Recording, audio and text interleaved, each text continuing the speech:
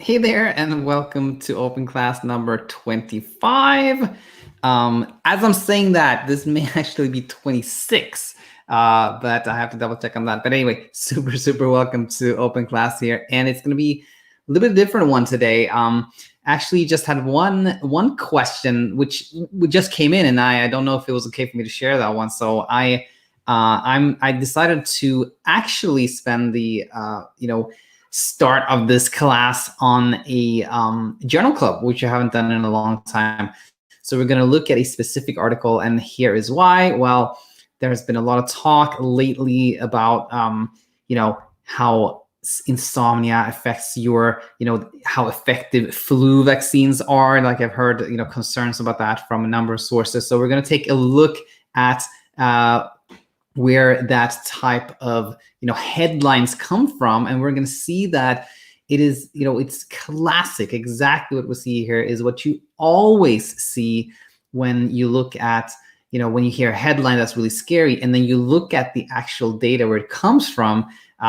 So we're going to take a real close look at an article that looks at like the effectiveness of flu vaccine and how it correlates with sleep, and you'll see that reality is very different from what is reported. So as I'm going through this article, anyone that's tuning in here, feel free to post questions in the comment section, and I'll answer all those questions when we're done with our journal club today. So this is, I think, let me share a screen with you here, and we'll see where this comes from. So I think this is pretty much what we've been hearing about. CNN reports before you get a flu shot, get good sleep to increase its effectiveness, experts say. And you see Matt Walker there, and he's quoting an article that we're going to take a look at now, but this is where it comes from. So again, when you read these type of headlines, it can be really alarming. Like you say, like, oh my gosh, what if I can't sleep well? Am I not going to get a good response to the flu vaccine? And of course, the problem with that is like the more pressured you're to sleep, the less you're going to sleep, and then the whole thing, if your intent really is to help people, then the whole thing, of course, backfires. So anyway, we're going to look at the data now. So let us look at the actual article that is quoted in this this particular story here, and it is an article from March of 2020. Let's take a look at the abstract together. And the abstract, for everyone that's not familiar, is kind of the first part of the story where they tell what the authors tell you, okay, what's been going on. So this is from the International Journal of Behavioral Medicine. It is a study again from March of 2020. So we can see here under methods that what they did was they took 83 healthy young adults. It turns out that these are college students. They are on average 18 years old. And they asked them, as you can see here, to complete 13 days of a sleep diary. They received a trivalent flu vaccine, which is a flu shot that has like 3 strains in it, on day 3 of the study. They measured, self-reported sleep duration, so how much they think they slept, sleep efficiency, subjective sleep quality, and then they checked antibody levels to the flu strains at baseline at 1 month after getting the vaccine, and then 4 months following the flu vaccine. Okay. And what they report is basically, we can see here that short sleep duration was associated with fewer antibodies to the New Caledonia viral strain 1 to 4 months later. And kind of that's where, that's where the headlines come from. So already here we can see some problems. Already here we can see that there's a big jump from what we read about in the abstract to saying that, oh, if you're not, if you have trouble sleeping, then, you may have a problem with your vaccines. So let's go over this. I'm going to share with you a number of problems that I found here, and then sometimes we'll jump into the article and sometimes not. So first problem, okay? I think how many did I find? 10 problems, and I think it actually gets interesting. It gets more and more interesting the further we go along here. So first problem, sample size, okay? In this article, they had a sample size of 83, which by no means is like a nice solid chunk of people. So already there, you can tell that it's hard to, tell that much. But even more important, I think, or a bigger problem is generalizability. So in this study, everyone was actually about 18 years old, very little variability. So how does that, any finding in a very specific group of people like that, how are you going to generalize that to somebody who's 65 or a completely different age group? That's problem number two.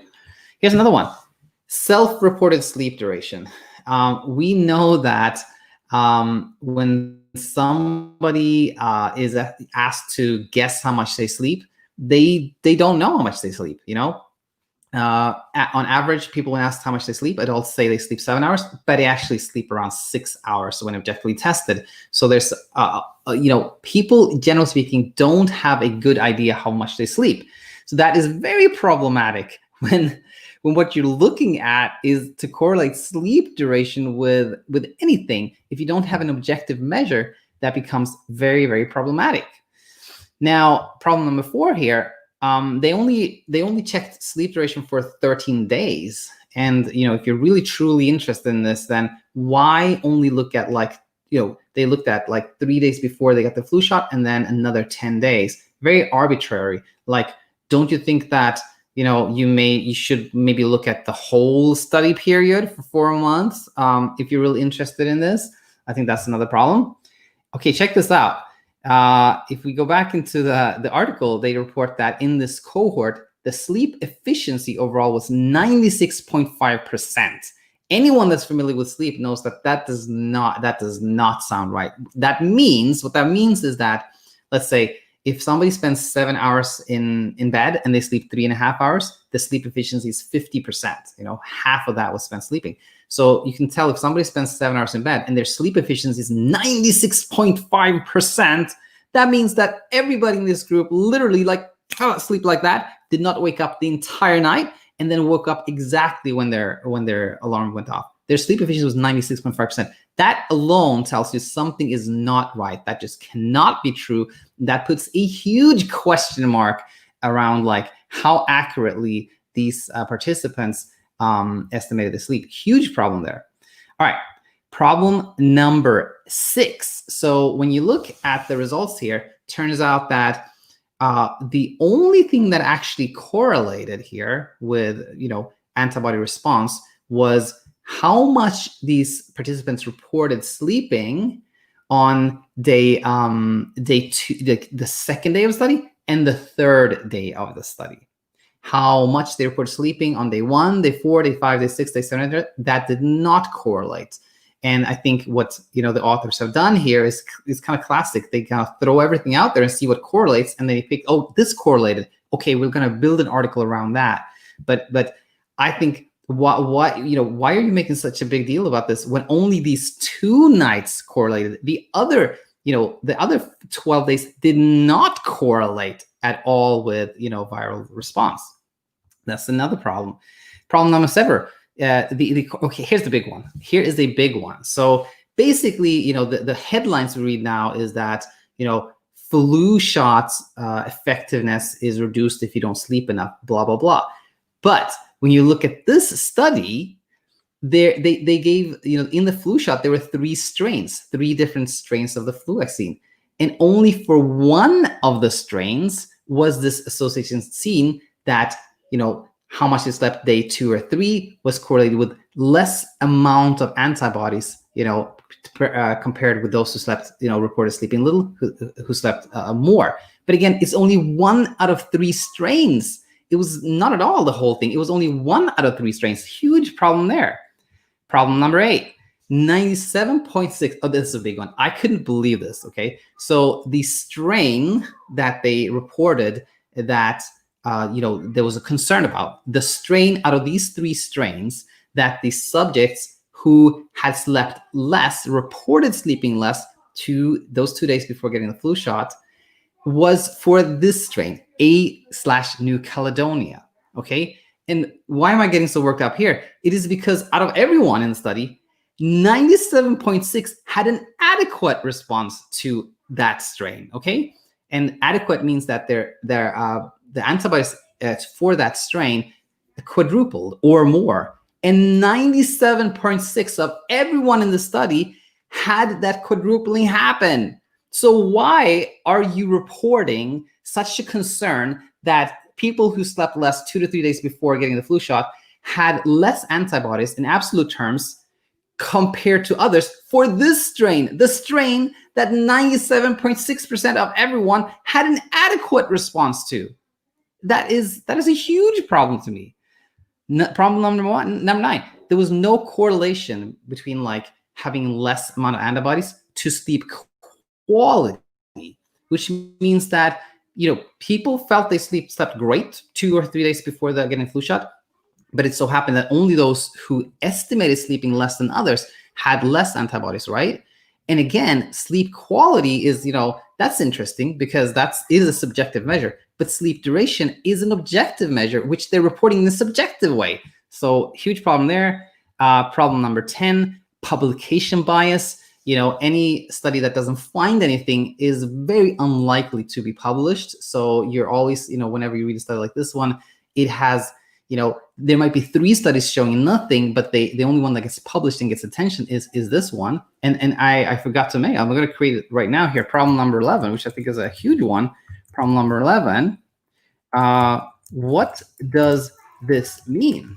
Meaning, so what if you have less amounts of antibodies? Maybe the quality of those antibodies is fantastic. It doesn't mean anything about your readiness to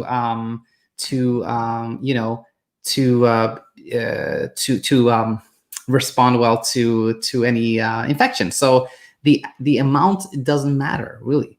So I think again, I hope this made it very clear to you what happens in the sleep world, and you know, in many other cases too. Like a lot of articles that appear scary are just like this. Not only sleep, but in sleep, things notorious. You often hear about like something like, if you don't sleep enough, you're at high risk of getting Parkinson's disease. That's super scary. You look at the article and you find that this was some study on like 5 rats that had this particular gene taken out and something like that. There's absolutely no correlation at all. So I hope this made it really, really clear what you should know when you read a headline like this one. When you read a headline that, okay, vaccines and sleep, this is happening, it is not based in any form of like, you know, reality. Like it's taken completely out of context and completely misstrued. So I hope this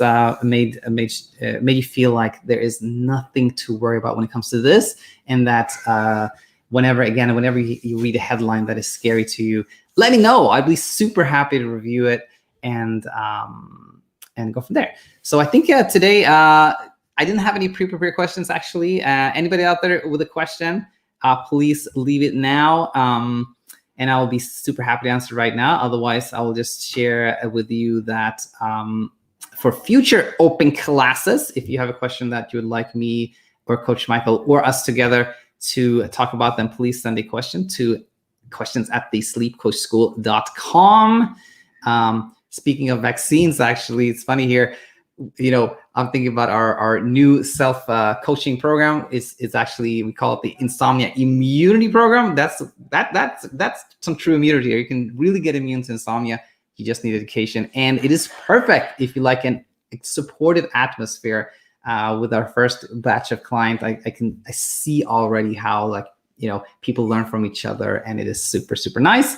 If you like one-on-one attention, you like some coaching, then please download BedTyme from the App Store where I coach. So yeah, that's didn't have any live questions today. So I look forward to having you back real soon. And until then, take it easy. And please let me know what you thought about this episode in the comment section. Until then, bye-bye.